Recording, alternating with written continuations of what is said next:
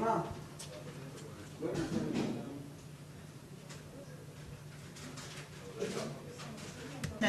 it's not. It's necessary, but it's also, you know, you have to, even when you're under those rules that you Yeah, yeah, okay. just do it gently, always gentle. Very Okay?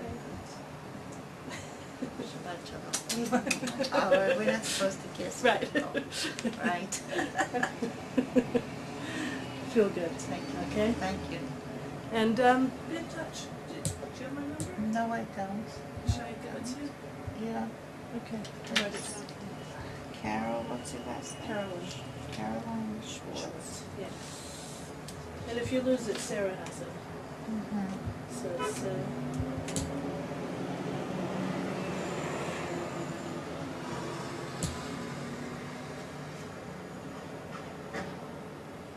Okay. 6518 Yeah. 093. Okay. Okay. It's Carolyn, Lyn. Yeah. Oh. This is pretty nice physical therapy. Yeah, okay. It's okay. It really is, you know, in a way. Yeah, it's all It's the all same together. world. Exactly. Okay. I appreciate it. I appreciate what you did for me. Good. Thank you so much.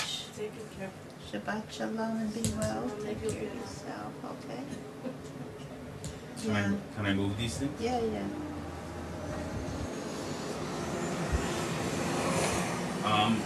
What happened to understanding you hurt your back or? I have a sciatica from movement, and there you go. I'm just closing. Do you want me to keep it open? I'm Well, just. probably close this window Oh, so the that... light is good, but then the No, problem. no, close the window. I'll let your position, your background. Hold it just one second. We got two problems here. This Laman Hachai is an organization that is it's an armota that has status. I don't have status. I am simply a mom and pop operation where people are not getting actual funding. Are you filming already? Do you want me to turn it off? No, I cut out. asking you. Yeah, it's on. Okay. That way, if I don't miss anything, I can always cut it out Alright. later. I'm Rachel Saperstein. I'm from the Vedic Alim, and I am one of the people who was expelled from her home. I understand my home is now rubble. Like myself and the other people of Gush Katif, we are now homeless, and we're also unemployed. Monies have been collected by many organizations to help us. The monies have not come to the people, has not filtered to the actual people. People are not getting the money that is being donated by many of the friends of Gush Katif. The government has given us absolutely no money. We're in limbo here at this hotel, not knowing whether we'll be thrown out tomorrow, a week, in a month. We have no homes, and we're at the mercy of the government of Israel. The government of Israel has used the media and a public relations firm to tell the world that we are being given huge sums of money. This is not true. Absolutely not true. Many of the people are in dire circumstances in terms of even this pocket money. Even pocket money to buy a child an ice cream or to have money to get on a bus. Knowing this, and having been raised in a very poor home myself as a child, I know what it's like not to have this money, not to have money in your pocket.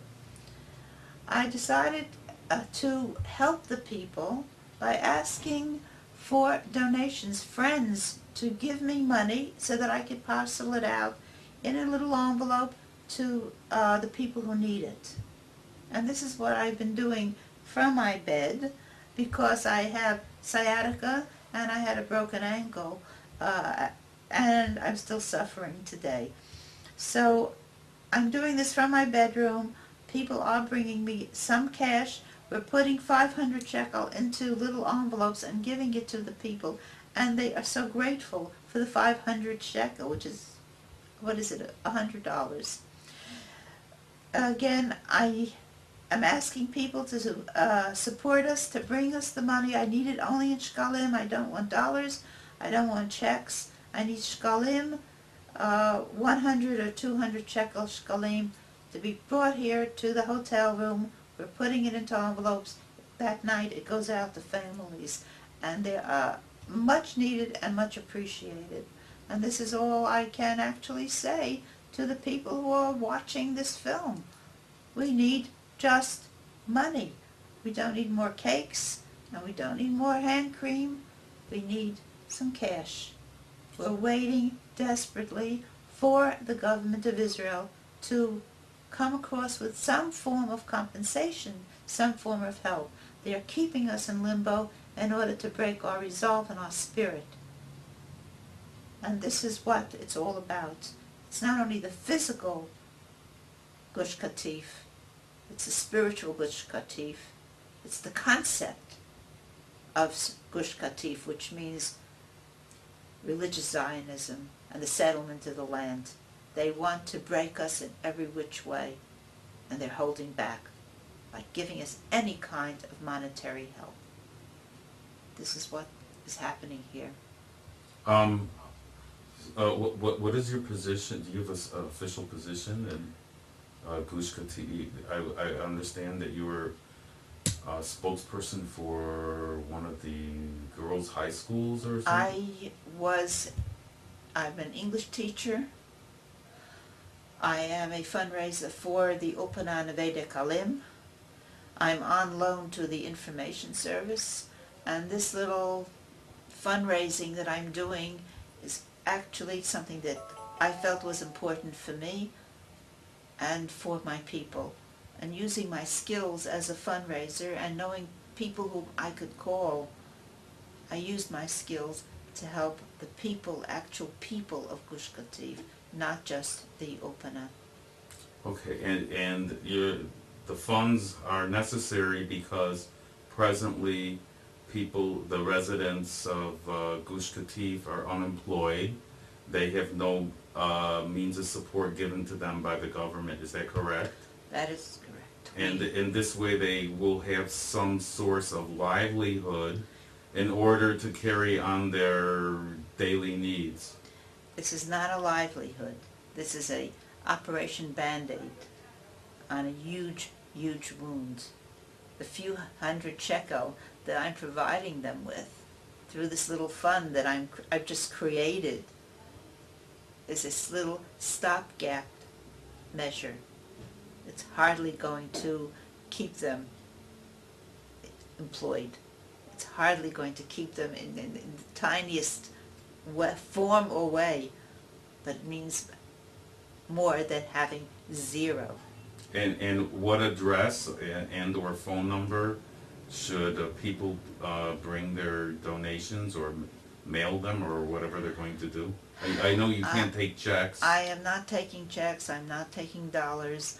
If you have a form or a way to bring shkalim to the country, then you can do it. I would suggest you may call a gentleman called Avery Harris, who has taken on the role of my supporter, and it's a perfectly legitimate fund that he has, and you will even receive, I believe, a thank you letter from his support. If you want to be in touch with Mr. Harris, I will give you his phone number, and you can be in touch with him. His phone number is 054-201-1003. If you speak with Mr. Harris, you can ask him how you can send your money, and he will give you the details. I'm sorry I don't have it handy right now. I guess I should have had it handy, but if you are in touch with Mr. Harris, he will give you the details. Has any representatives of the Israeli government come here to inquire after your the residents' needs and services, etc., educational, medical, whatever, to help the the post-evacuation process. The government has made it quite clear that they are totally disinterested in what happens the day after. This is what is called planned inefficiency. They want to break us. We've been working with only good people of Jerusalem, volunteers who've come from all different areas to give us help.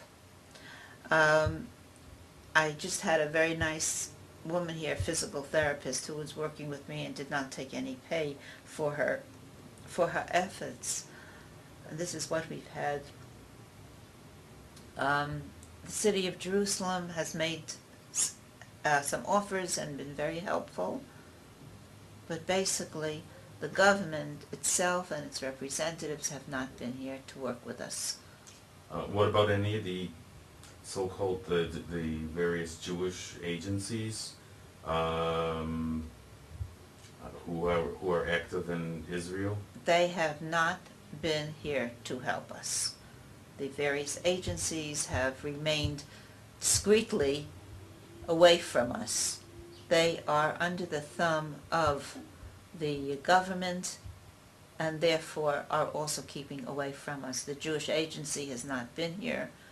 Representatives of the medical associations have not been here. We're taken care of by a young doctor, a very lovely doctor, who just comes here every day as a volunteer. We have no psychiatric help, social work help. I understand at the moment there is a young social worker here. Whether he is from the government or a volunteer, I don't know. I have not been in touch with him. But mostly our help is coming from volunteers, Yes, not from government aid. Yes, from this Laman Achim. Yes, and it was explained that it's the beginning of the school year, and to date there is no professional structured educational system that is in place for the children. I've taken photographs of various children. They're quite angry.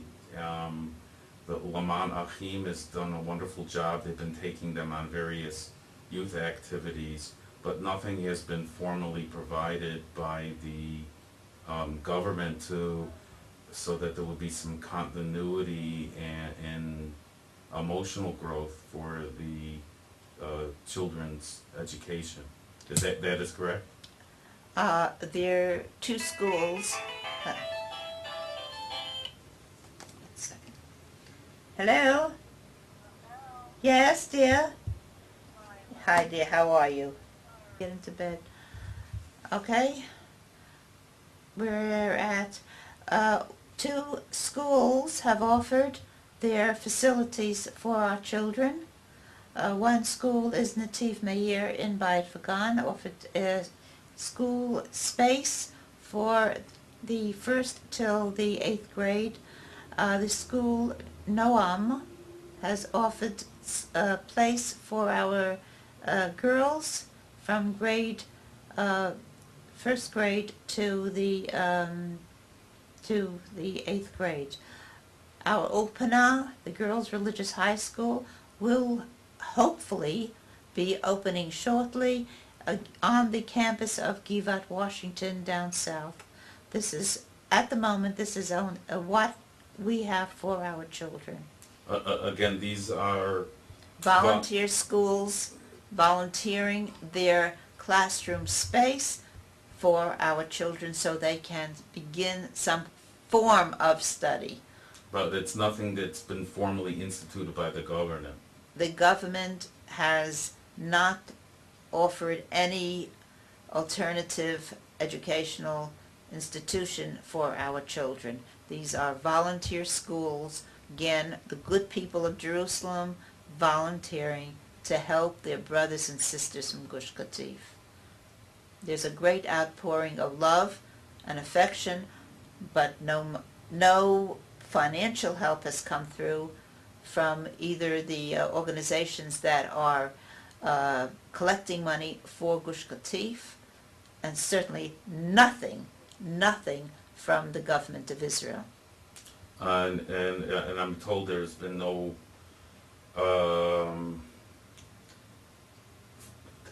any inkling of information about where people are going to be resettled, or what's going to be happen for their compensation for their home. How long did you live in Neve Dakelim? I lived in Neve Dakelim for 8 years.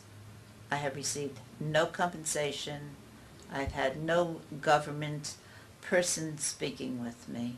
And is this, and I don't mean this in a wrong way, in the American press it was said if people signed on the dotted line by a certain date, they were going to be given a certain percent of whatever the government determined that their value of their home, and people who didn't, who chose not to sign because they were hoping for a solution or because they didn't want to give it into this evacuation, so they were told that tough beans, if you don't do it by then, you're going to get nothing. Is this what has happened to the residents? Are they getting like so-called punished? We did not want to evict ourselves. Signing on the dotted line meant you gave up the fight. And we were not ready to give up the fight until the last second. We fought. We stayed our ground. We did not evict ourselves. And So, that's why we did not sign on the dotted line. so then the government is saying, well, it's too bad now, we don't owe you anything, and goodbye. The government will give us compensation at their own sweet time.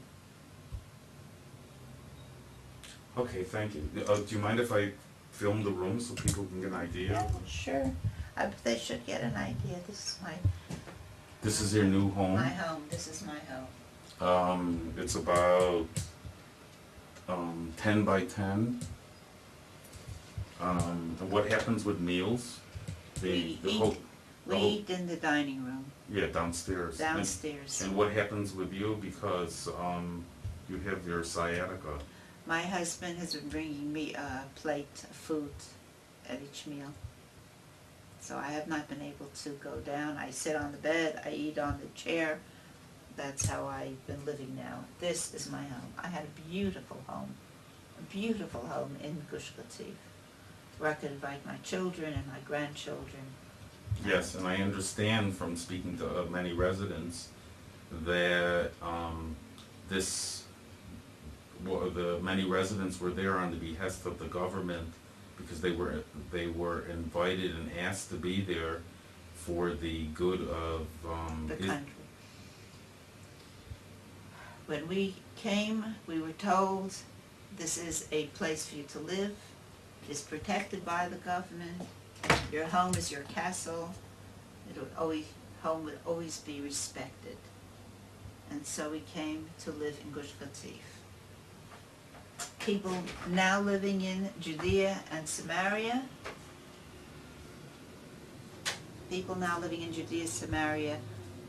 all are under the thumb of the government, terrified that their home will be removed as well. They saw how Gush Katif fell. And now the government, I understand, is giving eviction notices to people in different settlements all over Judea and Samaria. And the people know that there is really no hope for them. They're going to have to walk away quietly now. Okay, thank you. Okay. That's it. Yeah, I want to let you get back in bed. You. I'm sorry, Refuah Shlema. All right.